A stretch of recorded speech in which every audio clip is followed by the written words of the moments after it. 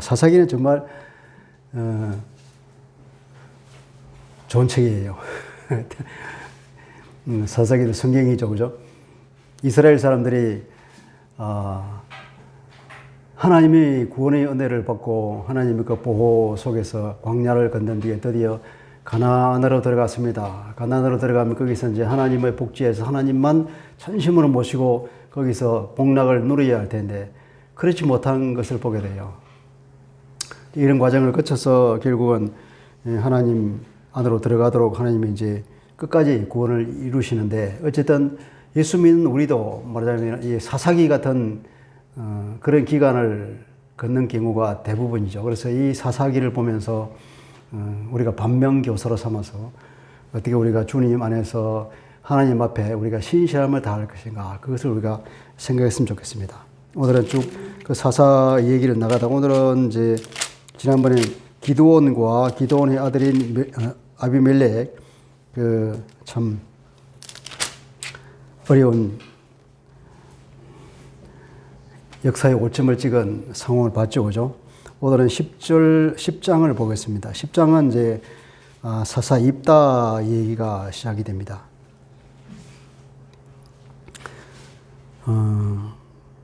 기드온이 자기가 이스라엘 왕이 되지 않겠다고 거절을 했지만 그 마음속에는 은근히 그런 마음이, 왕이 되고 싶은 마음이 있었다는 거죠, 그죠? 그래서 그 영향을 받은 아비멜렉이 결국 자처해서 왕이 되다가 비참한 말로를 겪었는데, 하나님께서는 그런 상황을 보면서 그냥 전면에 나타나지 않으시는 게예요. 그냥 보고만 계시는 거죠. 너무 안타까워서. 그러다가 맨 마지막에 하나님께서 보복을 하셨다는 얘기가 나오는데, 19장 맨 마지막에 보면 55절, 56절, 57절 제가 읽어보겠습니다. 이스라엘 사람들이 아비멜렉이 죽은 것을 보고 각각 자기 처소로 떠나갔더라.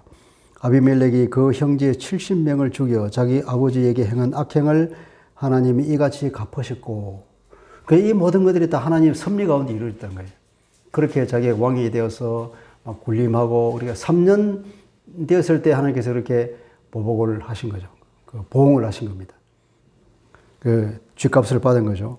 또 세겜 사람들이 모든 악행을 하나님이 그들의 머리에 갚으셨나니 여룹바알의 아들 요담의 저주가 그들에게 응하니라. 요담이 그렇게 저주를 했잖아요. 했으니까 하니까 그대로 하나님께서 갚아주셨다는 거예요. 이게 어떻게 보면은 요담이 한 얘기가 일반 사람들이 느끼는 그 정의감에서 나온 말이었거든요. 하나님께서는 그걸 그대로 들어서 하나님의 정의를 세워줬다는 것 아니겠습니까?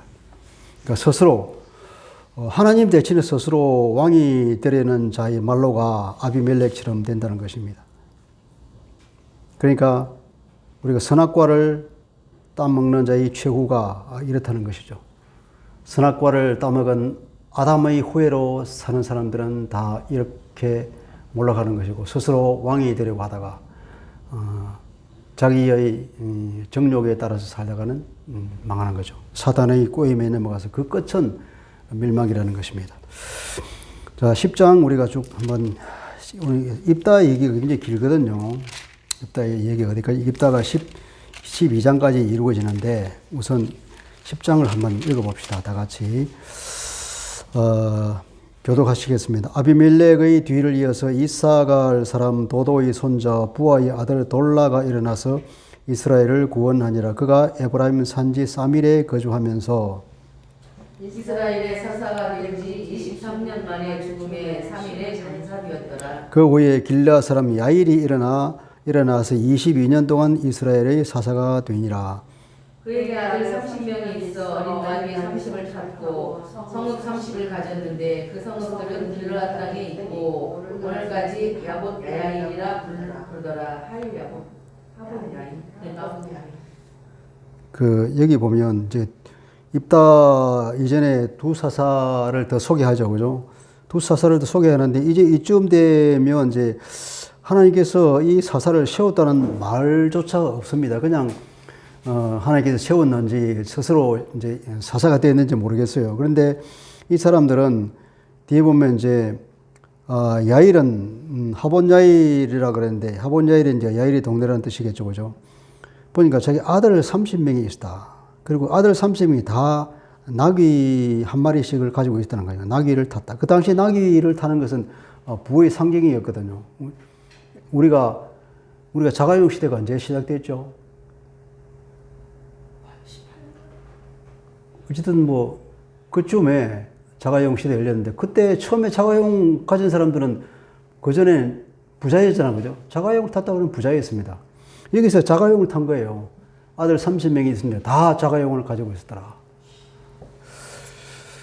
그게 올바른 사회가 아니었겠죠, 그죠? 이렇게 그런 거죠. 그래 길르앗 땅이 오늘까지도 하본 야일이라고 불렀더라. 야일이 죽으니까 가문이 장사됐더라. 자, 6절 시작. 이스라엘 자손이 다시 여호와의 목전에 악을 행하여 바알들과 아스라엘과 아람의 신들과 시돈의 신들과 모압의 신들과 암몬 자손의 신들과 블레셋 사람들의 신들을 섬기고 여호와를 버리고 그를 섬기지 아니하므로. 여기 이제 그들이 섬긴 이방신이 7명이 소개되고 있습니다. 7이라는 숫자, 완전 숫자잖아요. 7명을 소개함으로써 온갖 신을 다 섬겼다는 그런 뉘앙스를 풍기고 있습니다. 여호와께서 이스라엘에게 진노하사 블레셋 사람들이 손과 암몬 사람의 손에 그들을 파심해 그 해에 그들이 요단강 저쪽 길르앗에 있는 아모리 족속의 땅에 있는 모든 이스라엘 자손을 쳤으며 18해 동안 억압하였더라. 18년 동안 억압을 당했다는 거죠. 이제 요단강 동쪽에 있는 것이 강 저쪽이라 그러죠. 이스라엘 성경에 보면 강 저쪽이라 그러면 요단강 동편을 말합니다. 동편에는 모세 시절에 그 정복한 땅이 있죠, 그죠? 요한 동편 땅. 거기에 갓과 므낫세 반지파와 루벤 지파가 땅을 얻은 곳이잖아요. 거기에 중요한 땅이 중간에 있는 땅이 길르앗 땅이거든요. 암몬 자손이 또 요단을 건너와 유다와 베냐민과 에브라임 족속과 싸움으로 이스라엘의 공고가 심하였더라. 이스라엘 자손이 여호와께 부르짖어 이르되 우리가 우리 하나님을 버리고 바알들을 섬김으로 주께 범죄하였나이다 하니. 여호와께 부르짖었다 하는 것은 아직은 이 사람들이 회개에 의해서 부르짖은 것은 아닌 것 같아요. 너무 고통이 심하니까. 그러니까 이 사람들이 암몬 자손이 요단을 건너서 유다와 베냐민, 에브라임 족속과 싸웠다. 그러니까 유다와 베냐민, 에브라임은 가장 이스라엘에서 그 중심이 되는 지역이잖아요. 가장 비옥한 것이고. 그러니까 유다 지방을 중심으로 거기가 이스라엘의 본거지를 볼 수 있는데 거기까지 쳐들어온 거죠. 그러니까 이스라엘 전체가 쑥대밭이 됐다는 얘기겠습니다. 그러니까 그들이 하나님께 부르짖었다는 거죠. 범죄했다. 그런데 아직은 이 사람들이 회개까지 이르는 건 아닌 것 같고 11절 여호와께서 이스라엘 자손에게 이르시되 내가 애굽 사람과 아모리 사람과 암몬 자손과 블레셋 사람에게서 너희를 구원하지 아니하였느냐. 또 시돈 사람과 아말렉 사람과 마온 사람이 너희를 압제할 때에 너희가 내게 부르짖음으로 내가 너희를 그들의 손에서 구원하였거늘. 그 이스라엘 사람들이 출애굽에서부터 시작해서 지금 사사 시대에 이르기까지 계속 어려움이 있을 때마다 하나님께서 계속 도와줬죠, 그죠? 그런 역사를 덜미고 있는 것 같아요. 그 모든 것 그때마다 내가 너희들 다 도와주었는데 13절에 너희가 나를 버리고 다른 신들을 섬기니 그러므로 내가 다시는 너희를 구원하지 아니하리라.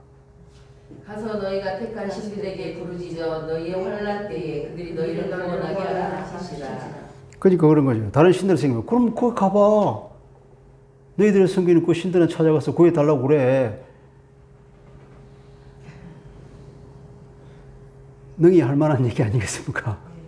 그렇게 하나님께서 자기 백성이라고 그렇게 보호해주고 구해주고 이끌어서 나왔는데도 불구하고 그 은혜를 까맣게 잊어버리고 다른 신들에 가서 섬기고 있으니 여기서 보니까 가서 너희가 택하다고 하는 이 원문은 어떤 뜻이냐면은 그냥 택한 것이 아니고 심사숙고 끝에 어떤 것을 결정하는 그런 의미를 내포하고 있는 단어예요.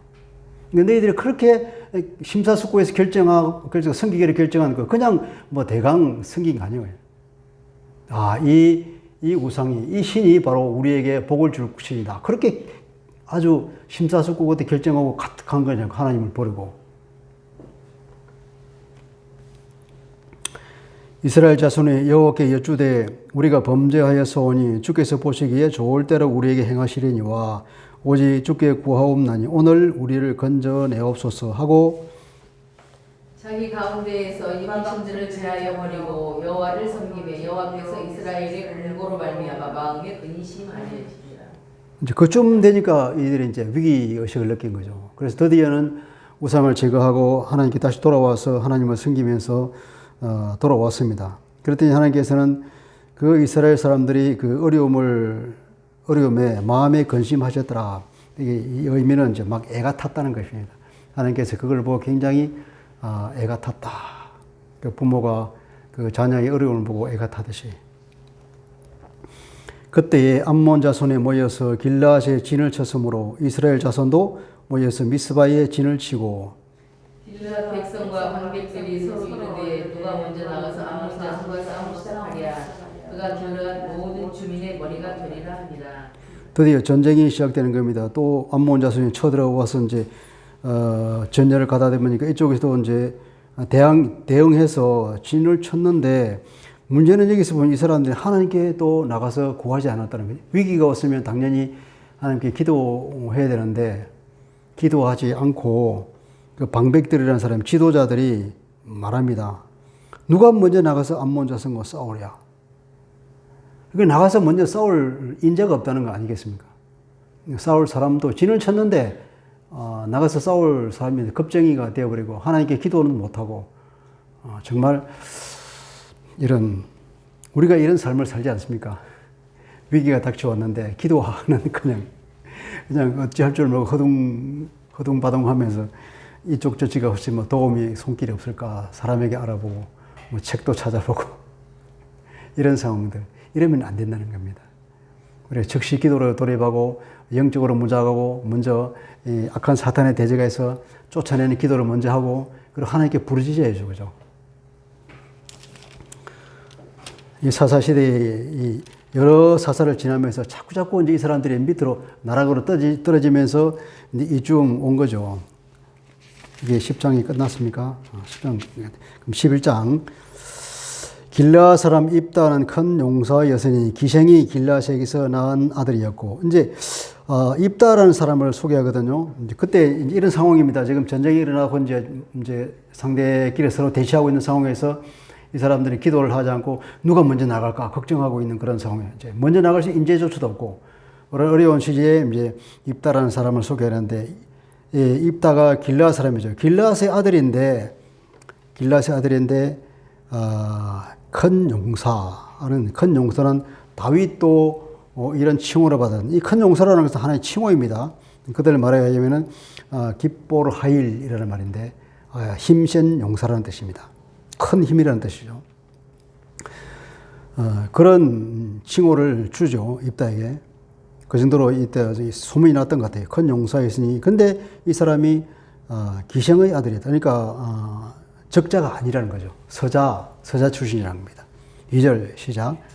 길르앗의 아내도 그의 아들들을 낳았더라. 그 아내의 아들들이 자라매 입다를 쫓아내며 그에게 이르되 너는 다른 여인의 자식이니 우리 아버지 집에서 기업을 잃지 못하리라 한지라. 이에 입다가 그 형제들을 피하여 돕 땅에 거주하며 잡류가 그에게로 모여와서 그와 함께 출입하였더라. 그러니까 입다가 자기 아버지 집에서 형제들한테 쫓겨나고 이제 서자이니까. 근데 어디를 갈 데가 없잖아요. 그러니까 자연히 이제 깡패 도목이 된 거죠. 4절 시작. 얼마 후에 암몬 자손이 이스라엘을 치려하니라. 암몬 자손이 이스라엘을 치려할 때에 길르앗 장로들이 입다를 데려오르고 돕 땅에 가서 입다에게 이르되 우리가 암몬 자손과 싸우려 하니 당신은 와서 우리의 장관이 되라 하니. 이게 이제 장관이라는 것은 일종의 군대 장관이니까 군대 사령관을 삼아주겠다는 얘기겠죠. 군대 총사령관을 삼아줄 테니 우리한테 와서 좀 도와달라 그렇게 합니다. 7절을 보니까 입다가 길라 장로들에게 이르되 너희가 전에 나를 미워하여 내 아버지 집에서 쫓아내지 아니하였느냐. 이제 너희가 환난을 당하였다고 어찌하여 내게 왔느냐 하니라. 이제 자기는 돌아오니까 그렇게 얘기하는 거죠. 아니 전에는 뭐 나를 쫓아내야 되니 어려움을 당하도 나한테 도움을 청하냐. 그게 약간 이제 뻗대는 거죠, 그죠? 이제 값을 올리고 있는 것입니다. 이걸 보니까 입다가 그냥 만만한 사람은 아닌 것 같아요. 비록 깡패 두목을 하고 있기는 하지만 굉장히 이게 머리가 굉장히 잘 돌아가고 식견이 있는 사람 같습니다. 8절 시작. 그러므로 길르앗 장로들이 입다에게 이르되 이제 우리가 당신을 찾아온 것은 우리와 함께 가서 암몬 자손과 싸우게 함이니 그리하면 당신이 우리 길르앗 모든 주민의 머리가 되리라 하매. 자, 이렇게 한번 입다가 튕기니까 장로들이 급해서 이제 새로운 제안을 하죠. 무슨 제안입니까? 모든 주민의 머리가. 예. 그러니까 이제 모든 주민의 머리가 되라. 이제 말하자면 우리의 총지도자가 되어 달라는 거죠. 예, 군대 장관, 중사령관뿐 아니라 우리 전체의 두목이 되어 달라고 이렇게 제안을 합니다. 그러니까 입다가 길앗 장로들이 이르되 너희가 나를 데리고 고향으로 돌아가서 암몬 자손과 싸우게 할 때에 만일 여호와께서 그들을 내게 넘겨주시면 내가 과연 너희 머리가 되겠느냐 하니 이제 답을 주는 겁니다. 그래, 그런 제안을 내가 받아주겠다. 그런데 너 배신하진 않겠지? 이렇게 묻는 거예요. 10절 시작. 10절 시작. 길르앗 장로들이 입다에 이르되 여호와는 우리 사이에 지내시니 당신의 말대로 우리가 그렇게 행하리이다 하니. 11절 이에 입다가 길르앗 장로들과 함께 가니 백성이 그를 자기들의 머리와 장관을 삼은지라. 입다가 미스바에서 자기의 말을 다 여호와 앞에 아뢰니라. 이제 와서 이런 모든 상황들을 입다가 하나님 앞에 기도함으로써 다 얘기를 했다는 것입니다. 입다가 이정되고 되는 것이 굉장히 정치적으로도 수완이 있는 것 같아요. 어떤 정치적 감이 게 있는 거죠. 지금으로 치면 우리나라 국회의원 시키면 잘할 것 같아요. 굉장히 꾀가 많고 그렇잖아요. 12절 시작. 입다가 암몬 자손의 왕에게 사자들을 보내 이르되 내가 나와 무슨 상관이 있기에 내 땅을 치러내게 하오나. 자, 이제 총 군대 사령관을 시켰는데 이 사람 제일 먼저 하는 것이 뭐냐면은 어떻게 싸울 전략을 세우고 어떤 그 전법을 구사할 것인가를 하기 전에 먼저 이 외교전을 펼치는 걸 보면 이 사람 대단해요. 외교전을 펼칩니다. 암몬 자손의 왕이 입다의 사자들에게 대답하되 이스라엘이 애굽에서 올라올 때에 아르논에서부터 야복과 여단까지 내 땅을 점령했기 때문이니 이제 그것을 평화롭게 돌려달라 하니라. 14절 시작. 입다가 암몬 자손의 왕에게 다시 사자들을 보내 15절 그에게 이르되 입다가 이같이 말하노라. 이스라엘이 모압 땅과 암몬 자손의 땅을 점령하지 아니하였느냐. 16절 이스라엘이 애굽에서 올라올 때에 광야로 행한 홍해에 이르고 가데스에 이르러서는 이스라엘이 사자들을 에돔 왕에게 보내어 이르기를 청하건대 나를 네 땅 가운데로 지나게 하라 하였으나 에돔 왕이 이를 듣지 아니하였고 또 그와 같이 사람을 모압 왕에게도 보냈으나 그도 허락하지 아니하므로 이스라엘이 가데스에 머물렀더니 그 후에 광야를 지나 에돔 땅과 모압 땅을 돌아서 모압 땅의 해뜨는 쪽으로 들어가 아르논 저쪽에 진쳤고 아르논은 모압의 경계이므로 모압 지역 안에는 들어가지 아니하였으며. 이 역사를 출애굽 때 그 민수기에서 우리가 다 봤던 내용이죠, 그죠? 그러니까 왕의 대로를 가면 빨리 가니까 그렇게 가려고 했더니 에돔이 허락하지 않았고 그래서 삥 둘러 갈 수밖에 없고 그래서 동쪽으로 갔다는 거예요. 동쪽으로 더 험한 길로 그 사막 지역을. 그러다가 이제 또 이제 에돔 지역을 다 지나니까 이제 모압 지역이죠. 모압 지역을 또 지나가면 또 편할 것 같아서 모압에 부탁이 또 모압도 안 된다고 그랬잖아요. 그 얘기죠, 그죠?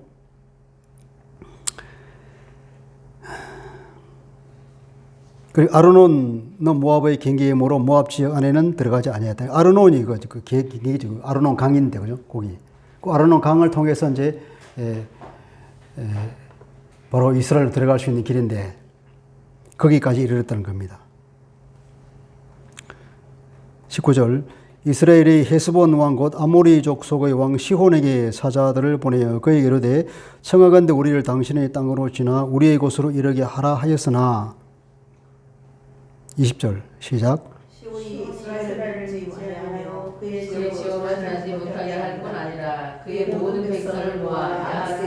치고 이스라엘을 치므로 이스라엘의 하나님 여호와께서 시혼과 그 모든 백성을 이스라엘의 손에 넘겨주심에 이스라엘이 그들을 쳐서 그 땅 주민 아모리 족속의 온 땅을 점령하되 아르논에서부터 야보까지와 광야에서부터 요단까지 아모리 족속의 온 지역을 점령하였느니라. 그렇게 해서 그 당시에 이제 아모리가 점령하고 있던 모든 족속을 한 번에 다 점령해 버렸던 그게 역사잖아요. 그리고 하나님께서 그렇게 이스라엘에게 주었기 때문에 모세가 그 땅을 두 지파 반에게 나눠줬잖아요. 그게 이스라엘 역사였습니다. 23절 이스라엘의 하나님 여호와께서 이같이 아모리 족속을 자기 백성 이스라엘 앞에서 쫓아내셨거늘 네가 그 땅을 얻고자 하는 것이 옳으냐. 그러니까 이게 역사적으로 하나님이 우리에게 주신 우리가 점령한 땅인데 어찌 네가 우리 땅이라고 돌려달라 하느냐. 역사적으로 안 맞다는 거죠. 그죠?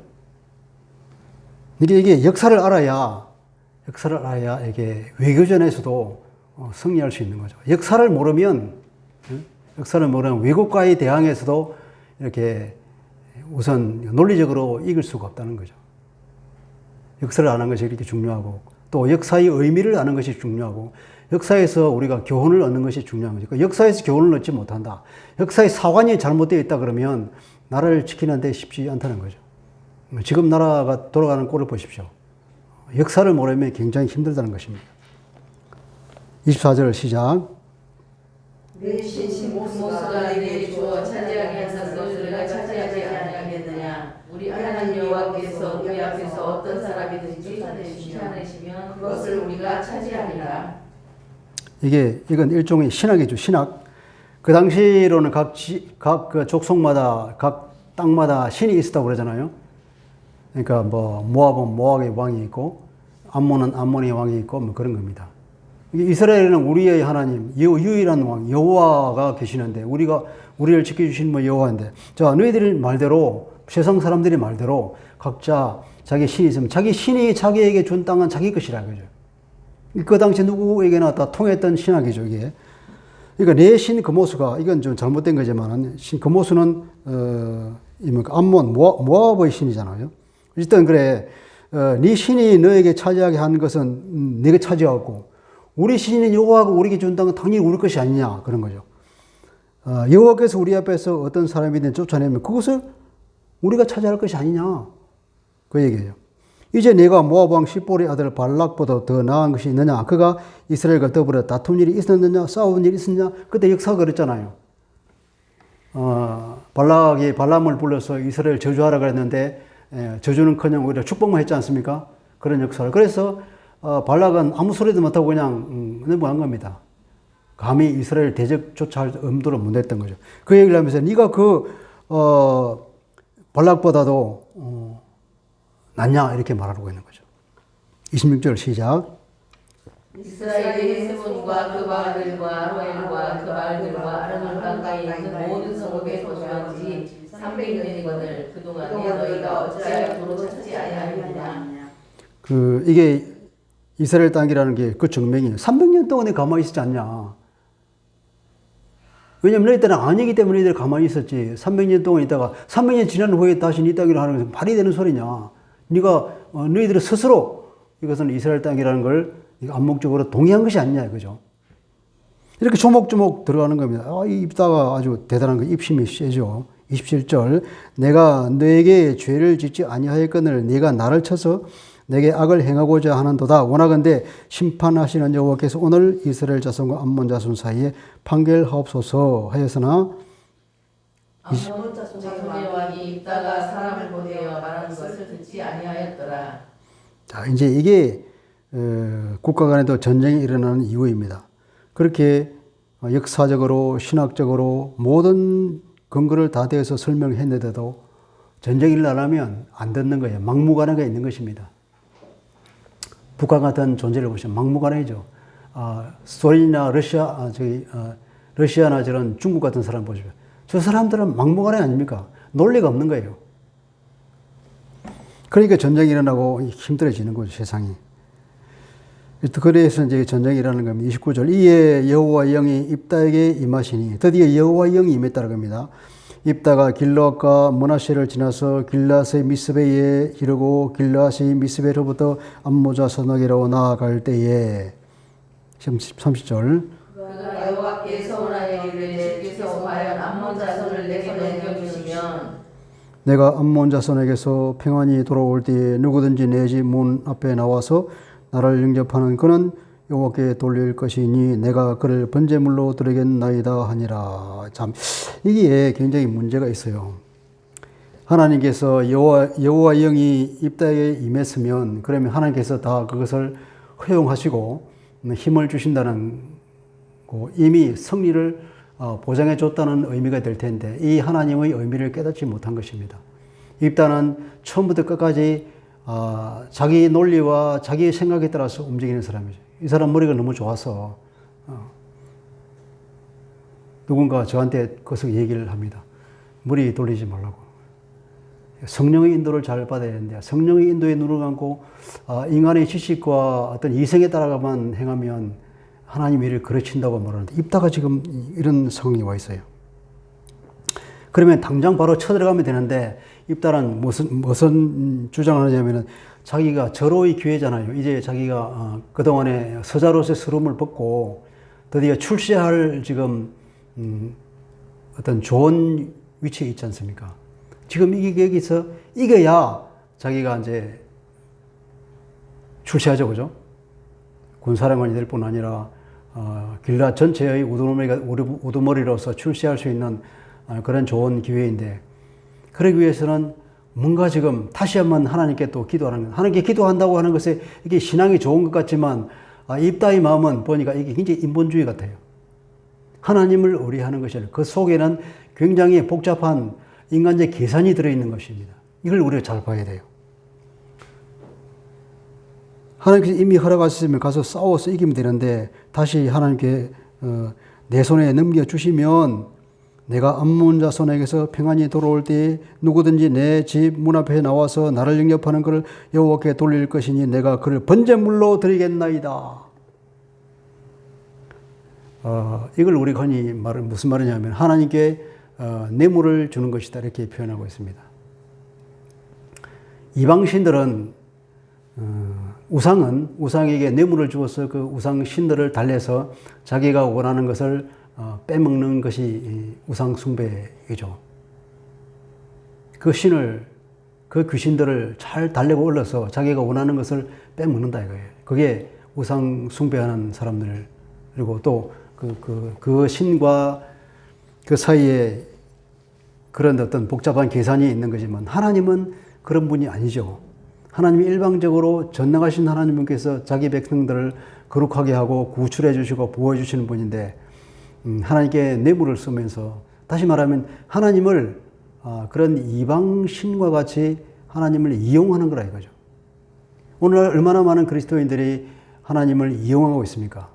하나님을 섬기는 것이 아니라 하나님을 자기의 이익을 위해서 자기의 정욕을 추구하기 위해서 하나님을 도구로 사용하는 경우가 많죠. 그리고 어떤 사람 보니까 주님과의 대화록에 보니까 그 사람들이 전부 나에게 달라 하는 기도만 하고 있다. 자기 행실은 돌아보지 않고 줄기차게 그냥 달라는 기도만 하고 있다. 물론 달라고 하나님께서는 뭐든지 달라고 기도하라고 했죠.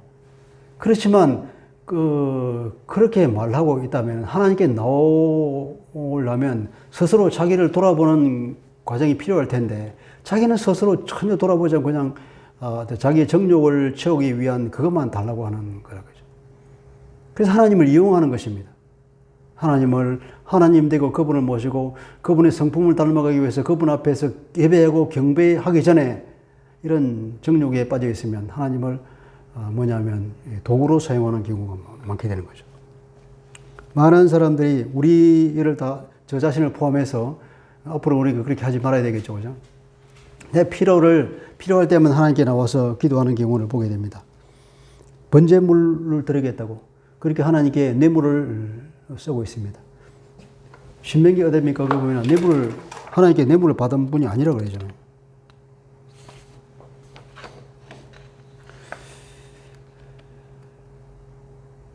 레위기 18장 21절. 레위기 18장 21절 한번 찾아볼까요? 18장이 예, 레위기 18장. 너는 절도 않고 자녀를 몰래에게 주어 불로 풍성하게 하는 하나님의 이름을 욕되게 하지 말라. 나는 여호와입니다. 이건 다른 거군요. 인신제사를 금지하는 거죠, 그죠? 인신제사를 아주 금지하는 건데, 신명기대 보면 어쨌든 그 뇌물을 금지하고 있습니다. 그런데 하나님께 감히 뇌물을 주어서 하나님의 마음을 움직이고자 하는 것은 이거는 뭐 어느 도단이죠. 있을 수 없는 일입니다. 그리고 또 서원을 하는데 어떤 서원을 하냐면 누구든지 나오면 그를 번제물로 드리겠다고. 그럼 이것은 사람이 나오더라도 그렇게 하겠다는 얘기 아니겠습니까? 사람이 나오더라도가 아니라 인신제사를 드리겠다는 의도가 다분히 내포되어 있는 거 아니에요? 아니 그 성전에서 돌아오면은 사람이 나와서 자기를 성전을 축구해 주는 거, 짐승이 나와서 축구해 주겠습니까? 어찌 이런 얘기를 할 수 있냐 말이에요. 하나님께서 이렇게 금하고 있는 건데 이방이 하고 있는 대표적으로 보니 금오스 신이 그런 것을 했잖아요. 32절 시작. 예, 그 32절 아니구나. 이게 다시 돌아가야죠. 사사기 맞는데? 네, 30. 어. 이에 있다가 아몬 자손에게 이르러 그들과 싸우더니 여호와께서 그들을 그의 손에 넘겨주시니 아로엘에서부터 민닛이 이르기까지 20성읍을 치고 또 아벨 그라민까지 매우 크게 무찌르니 이에 암몬 자손이 이스라엘 자손 앞에 항복하였더라. 이겠죠, 그죠? 자, 34절 시작. 이따가 미스바에 있는 자기 집에 이르를 때에 보라 그의 딸이 소를 잡고 춤추며 나와서 영접하니 이는 그의 무남 동료라. 승전을 하고 돌아왔습니다. 돌아오던 자기 무남 동료가 소고를 치며 와서 춤추면서 이렇게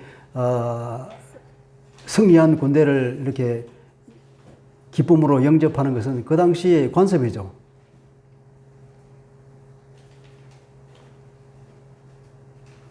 근데 자기가 제일 먼저 나오는 사람을 번제물로 드리겠다고 했는데 자기 무남 동료가 나와서 그냥 아빠 승리를 축하한다고 그냥 북을 치면서 나와서 아버지를 영접하러 나오다. 그러니까 뭐 보라 그런 거죠.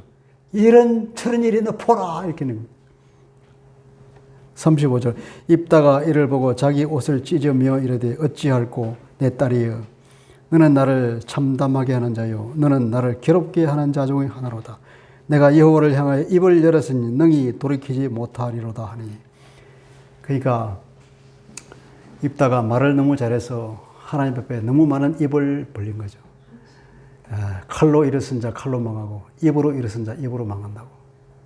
입다가 결국 자기 입의 말로 스스로 고초를 자초하고 있는 상황입니다. 36절 시작. 딸이 그에게 이르되 나의 아버지여 아버지께서 여호와를 향하여 입을 여셨으니 아버지께서 내 말씀대로 내게 행하소서. 이는 여호와께서 아버지를 위하여 아버지의 조상 아몬 자손에게 원수를 갚으셨습니다. 하나님은 입다를 도와서 전쟁에 승리하게 했는데 근데 어찌 아버지가 하나님께 대한 약속을 지키지 않겠습니까? 이 딸이 오히려 믿음이 좋은 것 같아요. 근데 이 입다는 자기가 허무맹랑한 서원을 하나님께 해놓고는 이런 일이 발생하니까 누구를 원망합니까? 자기 딸을 원망하잖아요. 네가 나를 힘들게 하고 있는구나. 아니 사람을 인신제사로 바쳐드리겠다고 서원을 한 자기가 자기 딸을 나오니까 네가 얼마나 잘못했다는 거지. 내가 잘못한 거지.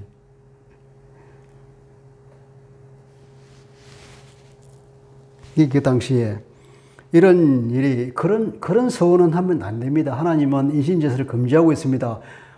그게 하나님의 율법인데 토라인데 그걸 아무도 몰랐다는 거죠. 누가 알았으면 그걸 말했겠죠. 그건 하나님께 금지하는 내용입니다. 그랬다면 그것은 취소했겠죠. 아니라고. 아무리 하나님께 서원을 하는 것이 있다 하더라도 하나님이 금지한 것을 서원한 그 서원이 유효하겠습니까? 그건 유효한 거 아니에요. 그건 언제든지 철회할 수 있는 거죠. 그건 하나님께서 불가능한 것을 어떻게 드린다고 그래요. 근데 하나님께서 아무도 몰라요. 주변 사람도 모르고 그 누구도 몰랐다는 거예요. 그러니까 이런 일이 생기는 거예요. 이스라엘 전체가 다 하나님 말씀에 대해서 무지하게 되고 이렇게 나라에까지 떨어진 상황을 우리가 유추해 볼 수 있는 것입니다. 말씀을 모르면 이렇게 다 함께 망하는 것입니다. 그죠? 호세아 선지자가 그러잖아요. 우리가 이스라엘 백성이 지식이 없어서 망한다고. 이 입다는 굉장히 자기중심적인 사람입니다. 잘못은 자기가 해놓고는 그것을 딸에게 덮어 씌우고 있는 거죠. 서원은 반드시 지켜야 한다는 이 규례만 알고 있는 것입니다. 하나님께 서원했거든 지켜라 이것만 알고 있는 거예요. 하나님께 서원할 수 없는 내용은 이렇다는 걸 몰랐다는 것 아닙니까?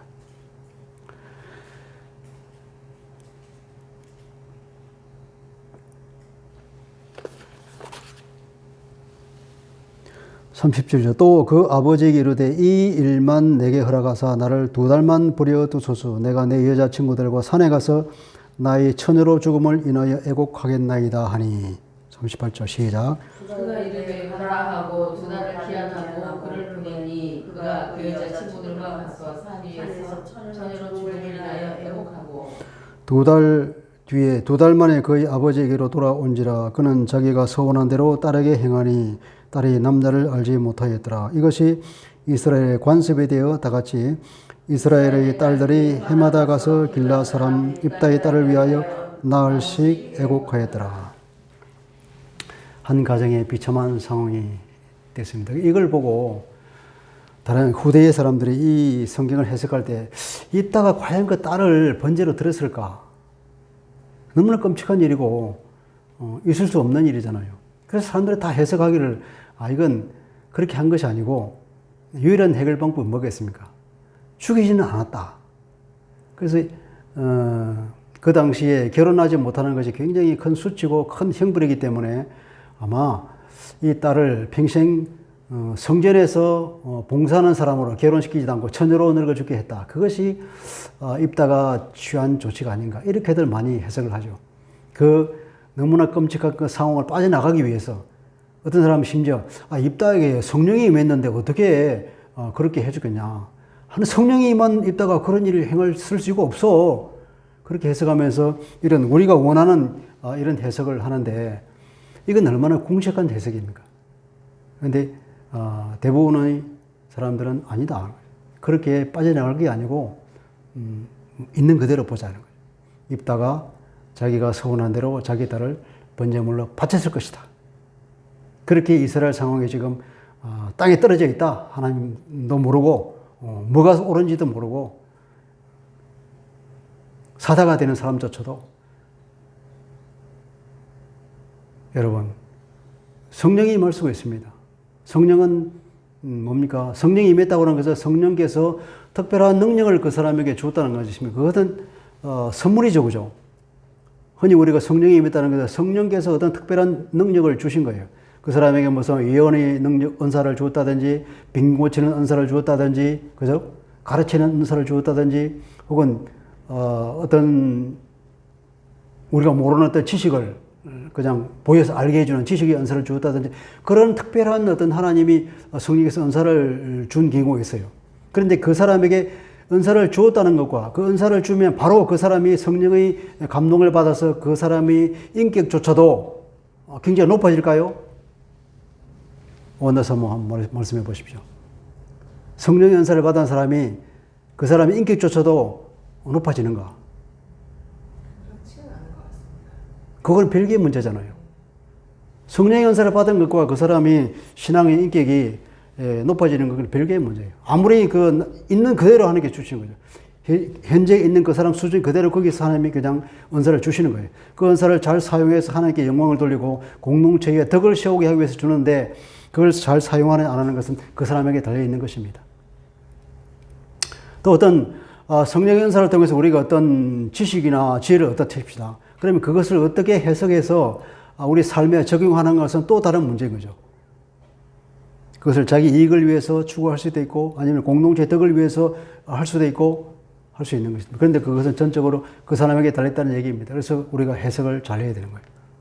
성경에서 어떤 걸 가르쳐 줬다 그러면 그걸 내가 입 밖에 내어서 말할 것인가 아니면 내가 혼자만 하고 기도할 것인가 그것도 마찬가지로 이 사람의 어떤 신학의 인기가 달려 있는 거죠. 얼마나 그 사람이 믿음의 깊이가 있느냐에 따라서 거기에 덕이 될 수 있고 덕이 안 될 수가 있는 것입니다. 입다도 마찬가지죠. 입다에 성령이 임해서 거기에 능력이 있어서 전쟁에는 승리했지만 그 성령의 능력으로 인해서 그 사람이 하나님 앞에 말씀에 올바로 설 수 있느냐가 그건 아니었다는 거죠. 그래서 중요한 것은 뭐냐? 결국은 하나님 말씀을 통해서 그분을 알 수 있다는 거예요. 하나님 말씀이 아니면 그분을 알 수가 없는 거예요. 말씀이 뭐냐? 하나님에게 스스로를 계시한 것 아닙니까? 내가 어떤 사람이냐? 내가 어떤 것을 원하냐는 것은 성경에 나와 있다는 거죠. 성경을 모르면 하나님의 뜻도 모르고 하나님이 어떤 분인가를 모르고 그러면 성품을 모른다는 것 아니겠습니까? 그리고 오늘 살아가는 우리에게도 결국 돌아갈 것은 성경이라는 거예요. 하나님을 알기 위해서는 성경을 계속 알면서 성경에 나와 있는 이런 여러 가지 스토리를 알면서 여기서 하나님께서 어떤 메시지를 우리에게 주느냐 이걸 잘 깨달아 아는 것이 그죠? 하나님의 백성으로서 올바로 살아가게 되는 것이 아닌가 이런 거죠.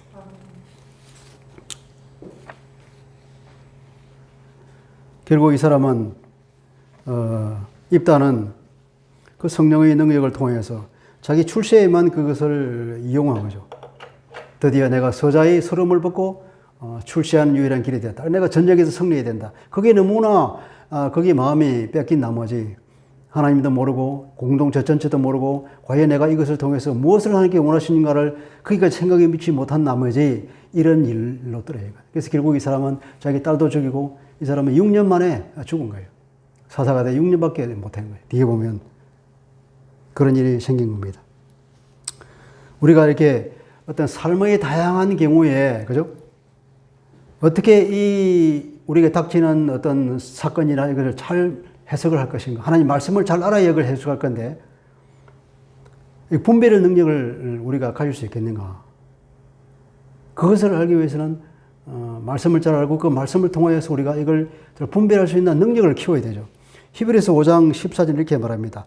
단단한 음식은 장성한 자의 것이니 그들은 지각을 사용함으로 연단을 받아서 선악을 분별하는 자들이다. 그러니까 우리가 선악을 분별할 수 있는 사람이 되어야 된다는 거잖아요. 왜 지각을 사용함으로 연단을 받아. 이게 이렇게 어렵게 번역했는데 무슨 말인지 모르게. 이 말은 원래 의미는 그렇습니다. 연습을 통하라, 연습을. 연습을 통해서 훈련된 지각을 가지고 있으라는 거예요. 연습을 통해서 훈련된 판단 능력을 가져라는 거예요. 많은 연습을 거쳐야 된다는 거죠. 그래서 그렇게 자꾸 그런 연습을 해보면 드디어 어떤 상황에 닥쳤을 때 하나님 말씀으로 잘 판단해서 옳은 방향으로 결정을 내릴 수 있는 능력이 생기는 거죠. 연습만이 될 수 있는 것입니다. 어느 날 갑자기 되는 것도 아닌 거죠. 그래서 우리는 이 말씀이 너무 무지해서 자기 무남 동료를 번제로 바친 입다를 우리가 반면교사로 삼아야 되겠죠. 말씀을 알기 위해서는 하나님에 대한 지식에 도달하기 위해서 우리가 말씀을 부지런히 연구하고 또 그런 훈련을 통해서 연습을 통해서 잘 판단할 수 있는 그런 지혜가 생겼으면 좋겠습니다. 그런 사람들이 우리 다 되었으면 좋겠습니다. 기도하겠습니다. 하나님 아버지, 오늘은 입다의 삶을 통해서 우리가 교훈을 얻게 됩니다. 하나님께서는 입다가 있는 그 당시 이스라엘 사람들, 그 길르앗 사람들의 행동에 대해서 하나님께서 오직 침묵하고 계신 것을 보게 됩니다. 그러나 그 입다의 잘못된 행동으로 입다는 자기 중심적으로 살았고 하나님의 말씀이 무지한 나머지 자기의 무남 동료를 번제로 드리는 인신제물로 드리는 그런 정말 어처구니 없는 행동을 하고 말았습니다. 그것은 결국 하나님 말씀에 무지했기 때문이요 성령의 그 능력을 받음에도 불구하고 그가 그런 올바른 판단력을 가지지 못했다고 하는 것은 참 유감입니다. 우리는 오직 말씀을 통하여서 하나님을 더 잘 알기를 원합니다. 말씀을 통해서 주님께서 우리에게 무엇을 원하는지, 공동체를 위하여서 우리가 어떻게 행동해야 될 것인지를 말씀을 통해서 주님의 성품을 알고 그렇게 살아가게 하여 주시옵소서. 히브리서는 말하기를 우리가 그거 연습을 통해서 결국 우리의 지각을 사용하고 또 사용하고 사용하여서 판단력을 가진 그런 선악을 분별하는 사람으로까지 자라기를 바란다고 하나님께서 말씀하고 있습니다. 우리 모든 성도들이 다 이런 하나님의 말씀을 통하여서 이런 지혜와 지식을 가져서 선악을 분별할 수 있는 그런 믿음의 장성한 분량에까지 자라갈 수 있도록 은혜를 더하여 주옵소서. 우리 주 예수 그리스도 이름으로 기도합니다. 아멘.